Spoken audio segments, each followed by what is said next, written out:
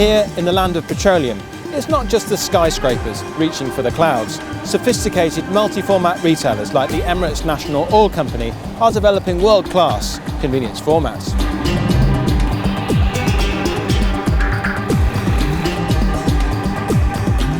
Dubai is the business capital of the Middle East and a cosmopolitan metropolis that has grown to become a global city. The Emirate of Dubai is located southeast of the Persian Gulf on the Arabian Peninsula and is one of 7 emirates in the country.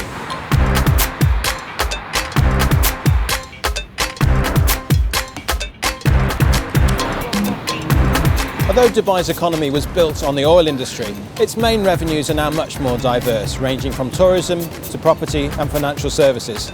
Similar to that of Western cities, the city has become symbolic for high-rise buildings such as the Burj Khalifa, the tallest structure in the world. But it's also a centre of shopping, with some of the largest malls in the region. Emirates National Oil Company is owned by the Investment Corporation of Dubai and provides the energy behind Dubai's phenomenal growth. ENOC is a vertically integrated oil company, but just like the UAE's economy, boasts a highly successful retail diversification strategy.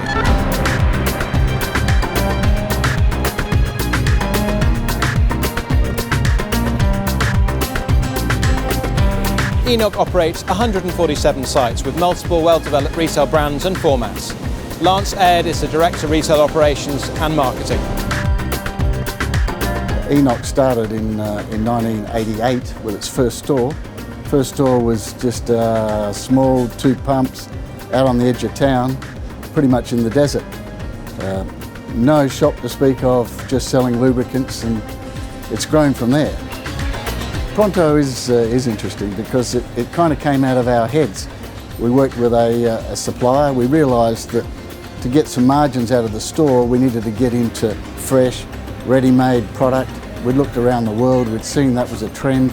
So we developed this Pronto brand, and we've got it in 25 sites around our network. We've also put it on a couple of locations outside the network.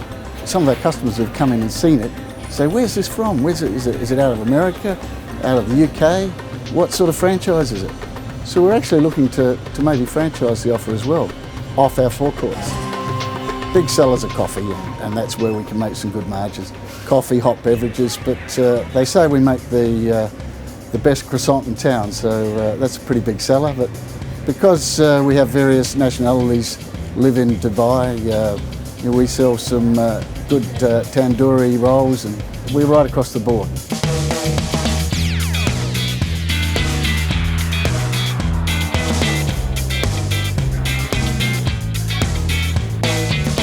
Dubai is now one of the most expensive cities in the world, and ENOC was smart, realising there were major convenience retail opportunities outside of petroleum retail. Because it's a regulated market here, and we do struggle to make a margin on fuel, and often with the price of crude we make no margin at all. So we've had to really look at how we can become a retailer rather than just a fuel retailer. And to do that, we developed some core competencies in the shops, and we thought, well, maybe we can take these into the high street. We broadened our experience. We brought in some guys with food experience, supermarket experience, particularly on fresh fruit and vegetables, fresh meat, things like that. And we took the offer, expanded it, and put it in the high street as a Zoom market. So we're trying to get that niche between convenience store and big supermarket. And we've opened one. We have a few more in the pipeline, and it's been very pleasing, the results so far.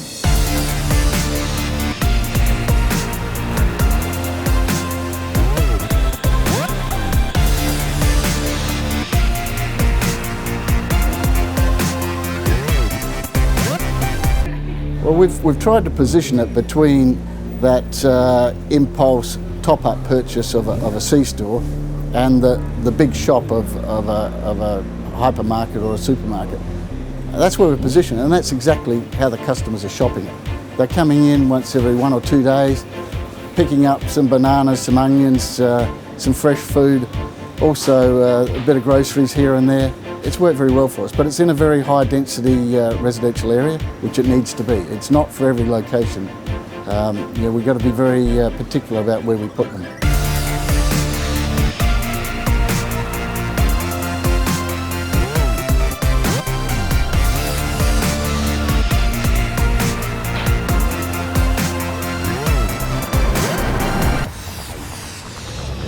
But ENOC didn't just look above ground. Mass transportation systems offer global convenience retailers some of the most attractive retail opportunities of all.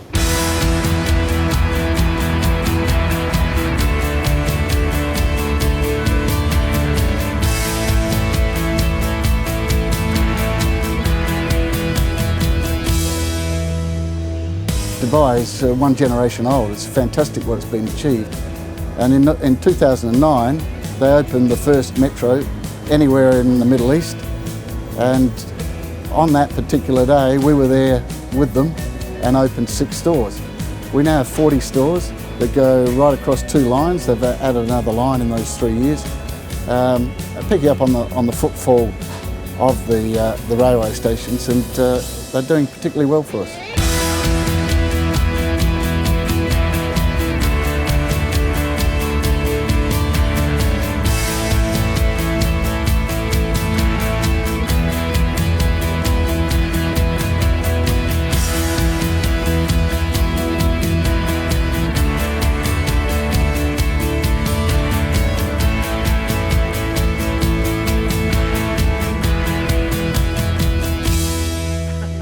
There's something like 150 different nationalities live in Dubai, a very cosmopolitan city. And what we've found is that customers on the metro are vastly different to our customers on our gas stations. The big difference, they don't own cars. So therefore it's a different socio-economic sector that they're coming from. Also, some of them are from different ethnic backgrounds. So we have had to really tweak the range depending on the station, depending on the footfall. Some are bigger than others, some are very, very busy, some are on junctions. So yeah, it's been an interesting exercise for us.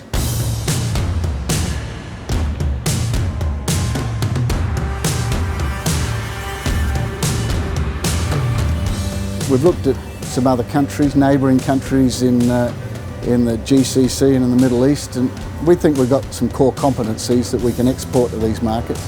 We're looking at franchising some of our offers even now, and we've had a lot of interest from countries like Saudi, Oman, Bahrain, Jordan, and we're looking at maybe exporting some of our expertise in some of these markets. We think they're right for the sort of offers we've got here. Well, the results are impressive. ENOC records average mini-mart sales of over $15,000 a week and over $35,000 in its large C-store format. Most importantly, the average margin on sales is a healthy 29%.